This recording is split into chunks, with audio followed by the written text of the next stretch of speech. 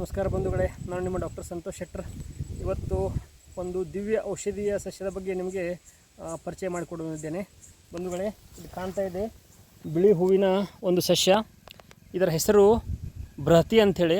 ಬಿಳಿ ಹೂವಿನ ಬೃಹತಿ ನಮ್ಮ ಸುತ್ತಮುತ್ತಲೂ ಕಸದ ಹಾಗೆ ಎಲ್ಲೆಂದರಲ್ಲಿ ಬೆಳೆದಿರುವಂಥದ್ದು. ಆದರೆ ಇದು ಕಸ ಅಲ್ಲ, ದಿವ್ಯ ಔಷಧಿ. ಮಕ್ಕಳಾಗದೇ ಇರುವವರಿಗೆ ರಾಮಬಾಣ ಅಂತ ಹೇಳ್ಬೋದು.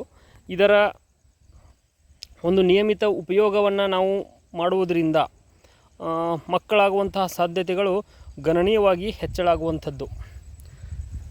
ಶ್ವೇತ ಬೃಹತಿ ಇದರ ಉಲ್ಲೇಖವನ್ನು ಅಮೃತ ಸಂಹಿತೆ ಹಾಗೂ ವಾಗ್ಭಟ ಸಂಹಿತೆಯಲ್ಲಿ ಹೇಳಿರುವಂಥದ್ದು. ಅತ್ಯಂತ ಶ್ರೇಷ್ಠವಾದಂತಹ ಔಷಧಿ ಸಸ್ಯ. ಇದರ ಉಪಯುಕ್ತ ಭಾಗಗಳು ಎಲೆ, ಹಣ್ಣುಗಳು ಹಾಗೂ ಬೇರುಗಳು. ಇದರ ವೈಜ್ಞಾನಿಕ ಹೆಸರು ಸೋಲಾನಮ್ ಟೋರಮ್ ಅಂಥೇಳಿ.